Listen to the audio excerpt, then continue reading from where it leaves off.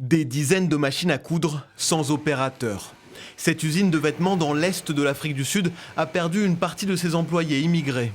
Des centaines d'entre eux sont partis après la vague de xénophobie qui a secoué le pays ces derniers mois. Le propriétaire de l'entreprise peine à combler le manque de main-d'œuvre. On ne peut pas remplacer immédiatement les compétences de nos anciens employés avec celles des personnes locales. Tout cela prend du temps et nous n'étions pas préparés. Il faudrait plusieurs années à notre usine pour mettre en place des remplacements. Le mouvement anti-migrants a provoqué l'exode d'au moins 160 000 personnes. Les manifestations de groupuscules xénophobes ont fait plusieurs morts et ont provoqué la colère de nombreux pays du continent. Les salariés sud-africains subissent aussi les conséquences économiques de ces départs et d'une politique anti-étranger. En début d'année, les autorités ont sanctionné ici des usines qui employaient des migrants, provoquant une baisse des commandes. On est inquiets, puisque les fêtes de décembre vont arriver bientôt et nous n'aurons pas d'argent.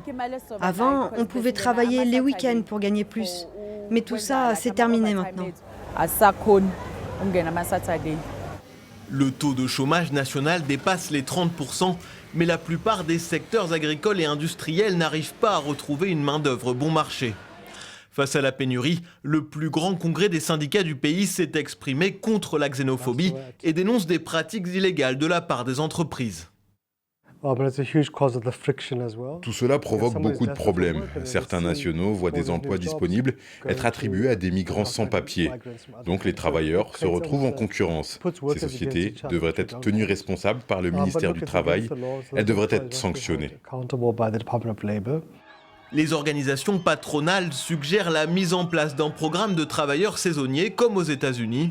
Pretoria a proposé un dialogue entre nations africaines pour discuter des causes de la xénophobie et développer de nouvelles règles collectives sur les migrations.